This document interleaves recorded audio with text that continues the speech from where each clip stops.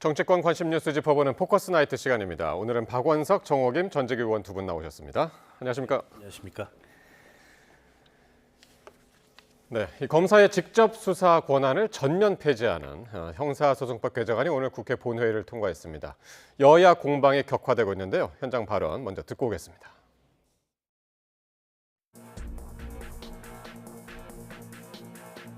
형사소송법 일부 개정 법률안 대안은 가결되었음을 선포합니다. 이제 검사는 일 잘하는 검사, 경찰이 수사 잘하는 경찰, 정의로운 사법 시스템으로 다시 국민께 보답하는 그런 형사소송법을 만들어 가도록 하겠습니다. 걱정하지 않으셔도 됩니다. 검사가 했던 수사는 전문적인 수사기관인 중대범죄수사청이 하게 된다는 말씀드립니다.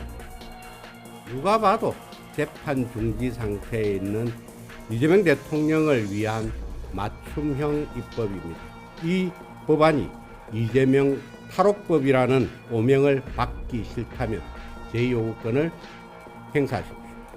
국민의힘은 이 악법을 철폐하기 위해서 헌법 심판 청구 등 모든 수단과 방법을 강구하겠습니다. 네, 결국 마침내 통과가 됐습니다. 민주당은 역사적 전환점이라고 했고요. 국민의힘은 희대의 악법이라고 비판했습니다. 두 분 어떻게 보셨는지요? 네, 박 의원님. 오늘로써 이제 72년 만에 검찰의 수사권이 완전하게 폐지가 됐는데요. 여러 우려가 있었고 지금도 있습니다. 그동안에 이제 검찰이 수사권, 기소권을 모두 가지고 있으면서 여러 가지 폐해가 있었던 것도 사실이고 또 정치검찰이라는 논란이 있었던 것도 사실입니다. 예. 그러나 문재인 정부 때부터 시작됐던 검경 수사권 조정과 또 이른바 검수완박으로 인해서 검찰 수사권이 상당 부분 박탈된 상태에 있습니다. 지금도. 그런데 이제 일부 남아있던 보안 수사권마저 폐지함으로써 검찰은 이제 수사하지 않고 그야말로 원래 검찰의 목적이라고 할 수 있는 이제 공소 제기와 공소 유지만 담당하는 조직이 됐는데요. 경찰 수사도 완벽할 수 없고 그 과정에서 여러 가지 오류가 발생할 수도 있기 때문에 그걸 교정하는 장치로서 보안 수사권이 필요했다고 생각합니다. 그리고 지금도 필요하다고 생각합니다. 네. 그에 대해서 여당 내부에서도 여러 의견이 있었습니다만 결국에는 폐지하는 방향으로 결론이 났고요.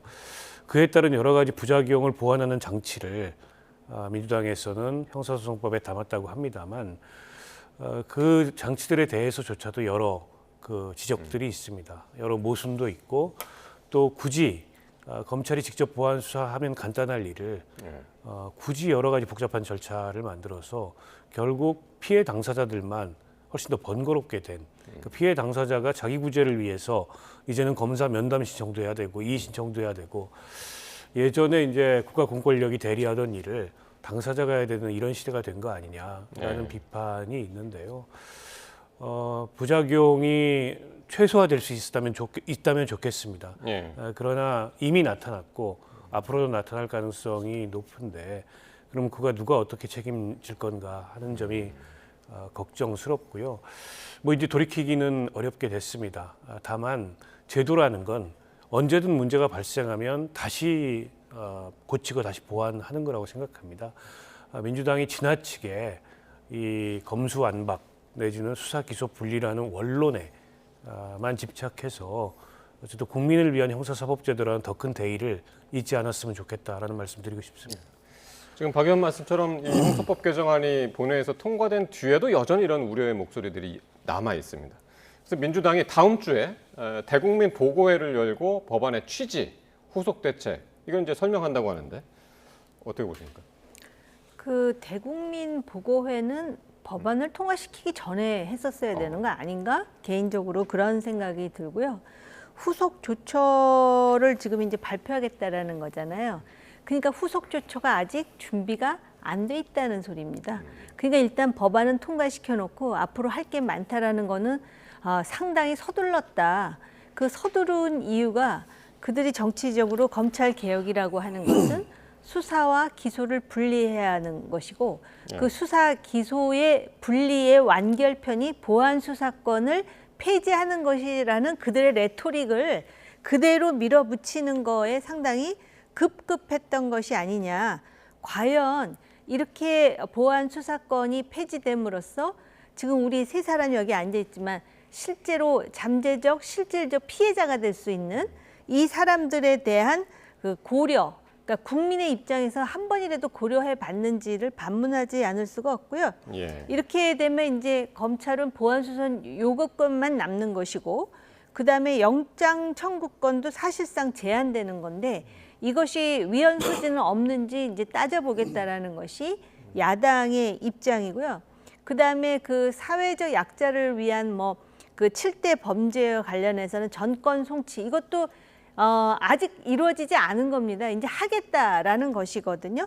그래서 이렇게 됐을 경우에 과연 그동안 검사가 맡았던 수사 분야, 이 수사 역량을 어떤 식으로 그럼 보완하고 그 갭을 메울 것이냐의 문제와 함께 검찰 권력을 없애기 위해서 예. 경찰의 의도는 없었겠지만 경찰 권력을 상당히 이제 확대시킨 거거든요. 그러면은 그 부분은 어떻게 견제와 균형의 그런 어떤 그 수렴할 수 있도록 조처하느냐라는 시험대가 여전히 남은 것이고요. 그다음에 이제 그 일환으로 결국은 중수청 만들고 공수처 만든다는 건데 우리가 공수처를 받지 않습니까? 공수처를 만들 때도 상당히 그 뭐랄까 자신들이 감격해가지고 제시했던 그런 언술이 있거든요. 그런데 과연 중수청은 그러면은 매우 기능적으로 움직일 수 있을 것인지, 자신할 수 있는 것인지, 그리고 우리나라 국민들 중에 수사와 기소를 분리해야 된다는 원론을 반대했던 사람은 없습니다. 근데 수사와 기소를 분리하더라도 이것을 현실에 맞춰서 예. 상당히 점진적으로 할 수 있음에도 불구하고 꼭 이것을 올해 이런 식으로 해야 되는 그런 급박한 이유가 무엇인지에 대해서 반문하지 않을 수 없는 거죠.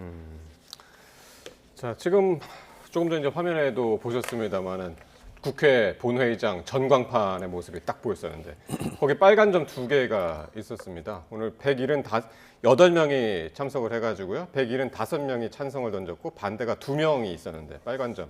곽상원 의원하고 이주영 의원이 이제 반대를 던지고 이주영 의원은 이제 개혁신당 의원이고요. 그리고 이게 기권표가 1명 있었는데 이소영 의원. 그러니까 곽상원 의원하고 이소영 의원은 민주당 소속이고 당론을 거스르고 이렇게 표를 던졌습니다. 어떻게 보셨습니까? 뭐 당론과 다른 표결을 했는데 일종의 이제 소신 그 투표라고 봐야 되겠죠. 곽상원 의원은 그 전부터도 보안수사권 폐지에 반대하는 입장을 표해 왔고 이소영 의원도 이제 변호사 출신인데 마찬가지로 보안수사권 남겨둬야 된다라는 의견을 최근에 밝히기도 했습니다.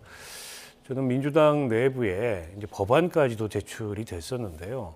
그 논의가 대통령도 당부했던 그런 어떤 수기 과정으로서 충분했는지 좀 의문입니다. 그보다는 이게 전당대회하고 맞물려서 전당대회에서 서로 간의 선명성 경쟁을 하다 보니까 혹은 선명성에서 뒤처지지 않으려는 이제 그런 어떤 그 의도가 앞서다 보니까 그런 수기보다는 서둘러 어쨌든 법을 처리하고 이 쟁점으로부터 좀 벗어나자라는 그런 생각들이 앞섰던 게 아닌가 싶고요. 뭐 두 의원에 대해서 당론 위배에 따른 어떤 민주당의 조치가 있을지는 모르겠습니다만 국회의원은 당론에 따를 의무도 있지만 어쨌든 개개인이 헌법기관으로서 양심에 따라서 표결할 그런 국회의원으로서의 의무 또한 있거든요. 때문에 이걸 가지고서 뭐 당에서 뭐 비판의 목소리가 나올 수는 있겠으나 어떤 제재나 징계를 한다든지 이런 건 바람직하지 않을 것 같고 저런 소신도 저는 존중해 줘야 된다고 생각하고요. 지금 뭐 국민들은 이 보안수사권 문제에 대해서 우려가 굉장히 큽니다. 그동안에 나왔던 여론조사를 보더라도 보안수사권을 필요 최소 범위에서 남겨놔야 된다는 의견이 더 우세했거든요.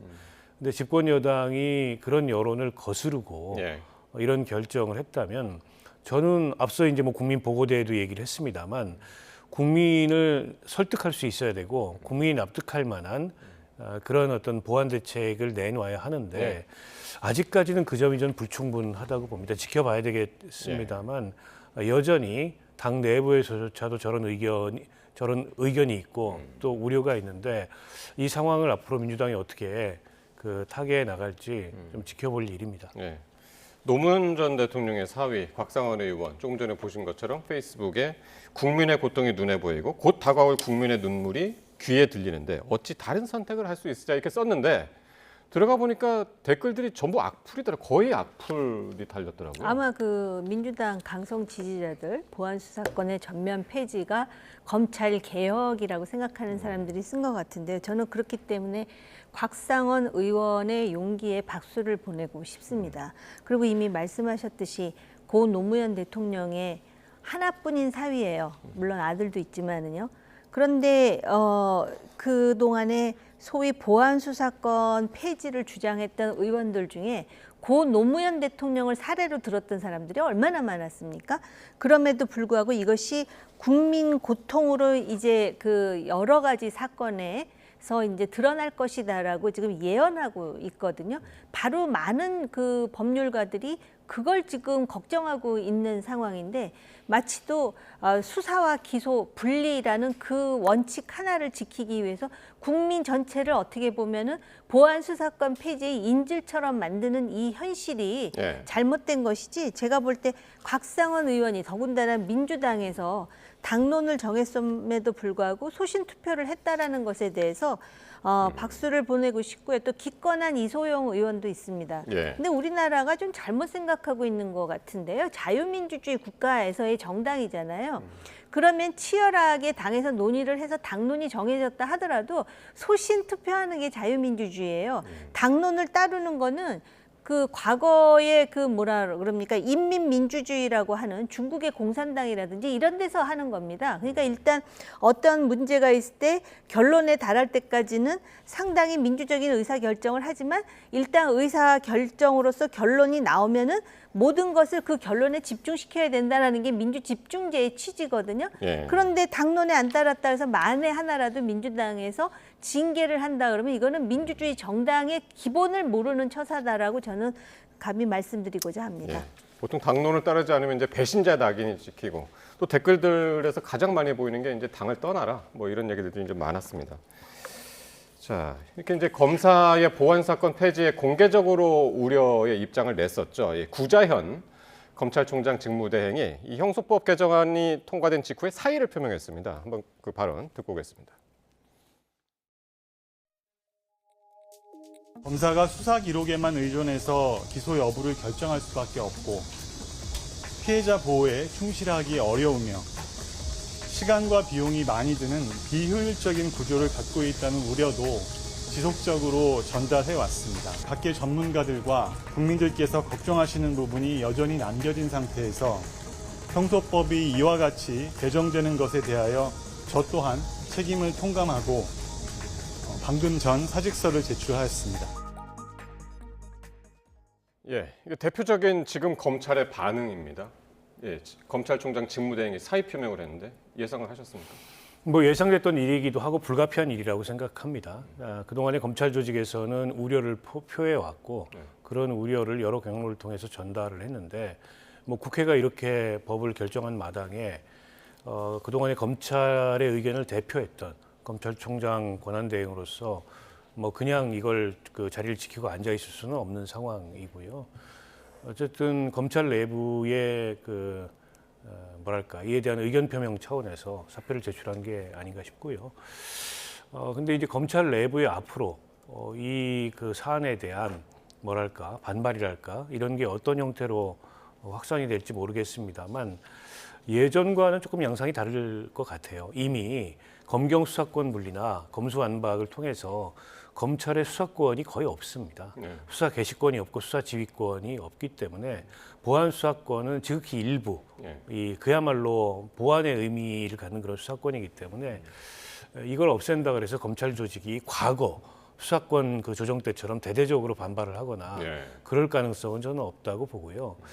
물론 이제 최근에 검찰에서 사직자가 늘어난 건 사실입니다. 예전처럼 그 검찰 업무가 좀 고되긴 하지만 일종의 이제 뭐랄까요, 그 직업적인 프라이드 같은 것도 많이 사라졌고 권한도 사라졌고 하기 때문에 그에 대해서 좀 실망한 그런 어떤 젊은 검사들이 일찌감치 사표를 내고 뭐 개업을 하든지 로펌에 가든지 그런 현상들이 또 혹은 판사로 전직을 하든지 일어나고 있다고 하거든요.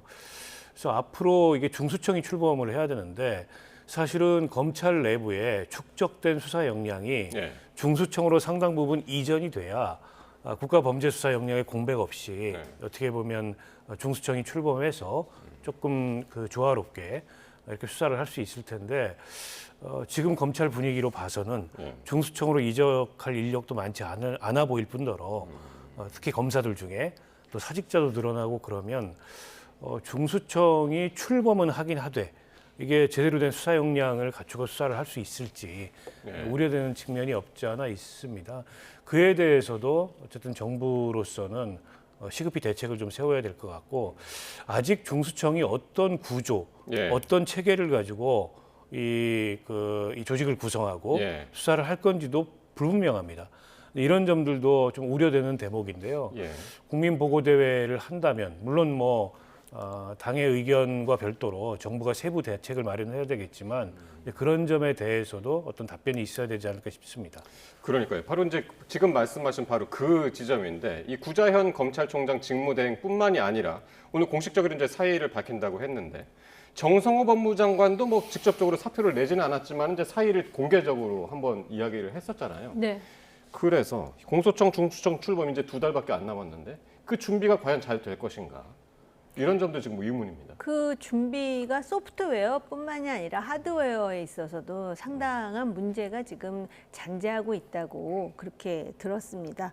그리고 지금 법무장관은 실제로 사의를 표명했을 뿐만 아니라 향후에 어떤 그런 그 보안 수사권 폐지에 따른 부작용이 나올 때는 그것을 즉시에 해결할 수 있는 대응 체계가 필요하다라는 점도 지금 이제 강조하고 있거든요.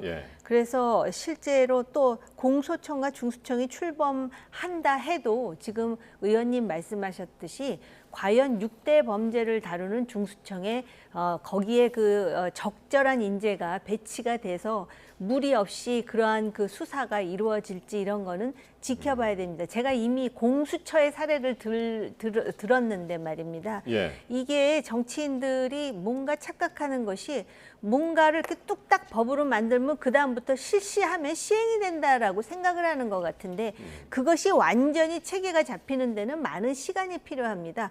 그리고 그 사람들이 가지고 있는 역량이 있지 않습니까? 예를 든다면 그동안 검찰이 갖고 있었던 그 수사에 대한 수사 역량이라든지 이거를 제대로 활용하는 것이 국민이 주권자로서 국민의 입장에서 생각하는 것인데 그런 차원에서 저는 과연 공소청, 중수청이 뭐 출범 그 시한은 맞출 수 있을지 모르지만 내부에 그런 어떤 그 소프트웨어가 제대로 갖춰져 있게 될 수 있을지 그런 점에서는 조심스럽지만 회의적이다 이렇게 말씀드립니다. 알겠습니다. 자, 이렇게 일단 국회에서 할 일은 이제 다 끝났습니다. 그리고 이제 이 법안은 이제 정부로 가겠죠.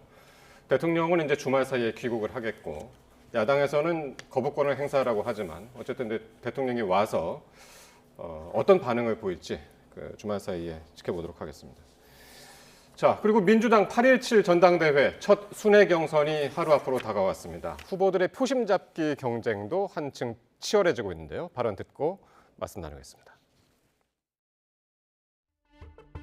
이번 전당대회는 7% 역전극이 될 것이다. 1주차에 저희가 조금 밀릴 건데요. 7%까지 밀리는 정도면 그러면 2주차에 비기고 3주차에 대승하면서 이거는 안정적으로 이길 겁니다.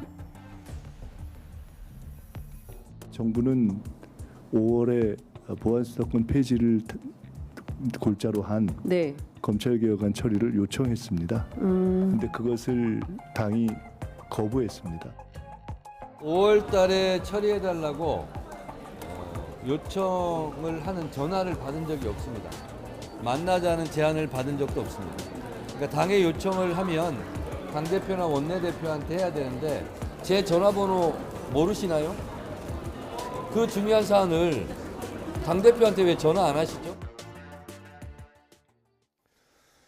예, 뭐 보안사건 폐지 이야기를 민주당 전당대회에서 이제 빼놓을 수는 없을 것 같은데 이게 이제 5월 처리를 하도록 제안을 했다 당에. 근데 이제 당에서는 정청래 대표는 이제 못 받았다 이제 그렇게 주장을 계속 하고 있는데 이게 전당대회 영향은 어떻게 있을까요? 어떻게 보십니까? 글쎄요, 지금 와서 별로 의미 있는 얘기는 아닌 것 같은데 어차피 폐지됐고 거기에 뭐 서로 이견이 있었던 게 아니지 않습니까? 다만 과정상에서 누가 더 선명했느냐, 누가 더 원칙적이었고 누가 더 일관성이 있었냐 이걸 가지고 지금 다툼을 하는 것 같은데 민주당 지지층들에게는 그게 중요할지 모르겠습니다만 이 보안수사권 폐지에 대한 우려를 갖고 있는 국민들 시각에서 보면 거기서 거기거든요. 정부도 무책임했고 총리도 무책임했고 당도 무책임했다. 이게 이제 그 국민들이 갖고 있는 우려의 일단이라고 생각해요. 근데 그걸 가지고 전당대회에서 뭐 선명성 경쟁을 한다는 것 자체가 글쎄 제가 보기엔 저게 그렇게 중요한 문제일까 싶은 생각이 있고요. 아까 이제 김민석 그 후보가 7% 말씀을 하셨는데 숫자의 근거는 모르겠습니다만 열세를 인정하는 거 아닌가요? 저게 어떤 전략이 아닐까 싶어요. 그러니까 7%의 역전극이 될 것이다라는 것은 그러니까 초기에는 내가 밀릴 건데 나중에 역전할 거라는 거잖아요. 그러니까 초기라는 거는 충청 그렇죠. 충청 부산을 거론을 했는데 충청 부산. 그게 실제 정확한 표 계산이나 어떤 판단에 의해서 열세라는 걸 인정하고 저 얘기를 하는 건지 아니면 결집을 호소하기 위해서 일종의 이제 뭐랄까요 언더독 전략이랄까 또 다른 형태의 뭐 그런 건지 모르겠습니다만 뭐 정청래 후보가 충청권에 연고가 있고 또 부산에 그 지지 기반이 강하다고 합니다. 뭐 그런 걸 의식해서 김민석 후보도 저렇게 얘기를 하는지 모르겠습니다만 어쨌든 내일 결과가 나오니까 과반을 넘느냐 그리고 어느 정도 차이가 나느냐 이게 아마 앞으로의 그 있을 순회 경선에 영향을 미칠 변수이자 관측 포인트가 아닐까 싶습니다. 정 의원님은 어떻게 들으셨어요? 7% 역전극. 그러니까는 지금 밀리고 있는 건 맞는 것 같습니다. 그리고 뭐 어떤 식으로든 정보를 받고 있나 이런 생각도 들고요. 그러나 이제 우리가 그 소위 수학적으로 보자면 이게 지금 선호 투표 아닙니까? 그리고 송영길 후보가 일종의 페이스메이커로서 지금 뛰고 있다라는 생각을 많은 사람들이 하고 있지 않습니까? 거기다 여론조사를 보면은 그 선호 투표의 논리 때문에 뭐 어떻게 됐든 김민석 후보가 아직까지는 유리한 것 아니냐라는 생각을 하게 만드는 구도로 있거든요. 선호 투표지 때문에. 정청래 후보가 사실 그 경쟁이 시작되기 전에는 굉장히 불리한 것처럼 느껴졌었는데 그동안 여러 가지 일들이 있었습니다. 급기야는 유시민 작가도 등단을 했고요. 그래서 그런 상황에서 전략적으로 이제 7%, 그 다음에 첫 주에 10%가 밀리면 박빙 혈전이지만 7% 밀린 것 같고 대역전극이 시작될 것이다. 뭐 그렇게 이야기하는 것 같습니다. 그러니까 이제 첫 주말, 그러니까 내일부터 주말이잖아요. 내일이 이제 충청권, 부울경이고 그 다음 주말이 이제 인천, 제주 그리고 TK가 있고 마지막 주말이 이제 호남 그리고 이제 서울, 경기 이렇게 있는데 이제 마지막에 역전극을 펼치겠다 이런 작전 같은데 말이죠. 그러니까 호남이 어떻게 보면은 당원 기반이 굉장히 중요한 곳이고 당원 숫자도 많고 당원 숫자가 가장 많은 곳은 수도권입니다. 경기가 아마 가장 많은 것으로 알고 있어요. 그래서 마지막 이제 순회 경선이 결국엔 승부처가 될 거고 김민석 후보만이 아니고 모든 후보가 사실 거기에 주력을 할 거라고 봅니다. 정청래 후보가 기억나시겠지만 지방선거 때부터 호남을 정말 많이 갔잖아요. 맞아요. 그리고 김민석 후보는 지금 거처를 전북 익산으로 옮겼습니다.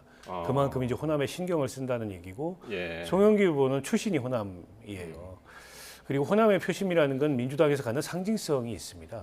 그리고 호남의 표심이 어떻게 보면 대세를 결정할 수도 있을 거라고 보고 아마 그런 점을 의식해서 막판 역전 이런 얘기를 이제 그 김민석 후보도 하는 것 같은데 알 수 없습니다. 이거는 이제 뚜껑을 열어봐야 아는 거고 최근의 여론조사 흐름을 보면 전체 여론에서는 정청래 후보가 앞서 있는데 거기에는 역선택이 좀 포함이 된 것 같고 민주당 지지층으로 좁혀보면 김민석 후보가 좀 근소하게 앞서는 이런 정도 흐름인 것 같아요. 근데 앞서 의원님도 말씀하셨듯이 선호 투표제라는 이 선거 룰의 특성상 결국에 3위를 하는 후보의 2순위 표를 배분하게 돼 있는데 과반이 안 되면 1차에서 그 점에 있어서는 송영길 후보와 김민석 후보 간의 일종의 이제 연대 눈에 예. 보이지 않는 이런 게 형성이 돼 있기 때문에 아무래도 송영길 후보를 1위로 투표한 예. 분들의 2위 투표는 김민석 후보에 많이 가지 않겠냐. 그래서 차이가 크진 않아도 근소하게 김민석 후보가 당대표가 되지 않겠냐 이런 전망이 많은데 문제는 1위 투표, 그러니까 1순위 투표를 가장 많이 받아서 당대표가 돼야지 예. 1순위 투표에서는 졌는데 네. 이게 3위 후보의 2순위 투표를 받아가지고 당대표가 되면 그 리더십은 지금 민주당 분위기에서 굉장히 불안정할 겁니다. 그러니까 지금 이제 TV 토론 화면이 이제 나오는데 저만의 느낌이었는지 모르겠는데 TV 토론 보면서 정청래 후보가 송영길 후보를 약간 살살 다루는 듯한 느낌으로 네. 받았거든요. 네. 그건 선호 투표자도 의식한 것이 아닌가 그렇습니다. 싶기도 하고. 거의 모든 사람들이 그걸 느끼고 있더라고요. 그러니까는 전술적으로 자극을 해서 좋을 일이 뭐가 있겠습니까? 그 전에도 이미 송영길 후보의 경우에는 네. 국합, 배드캅에서 배드캅 역할을 나름 해오지 않았었습니까? 그렇기 때문에 정청래 후보로서는 그런 부분을 고려했으리라 생각합니다. 예. 알겠습니다. 자, 두 분 말씀 오늘 여기까지 듣겠습니다. 지금까지 박원석, 정호김, 전주교원 두 분과 함께했습니다. 고맙습니다.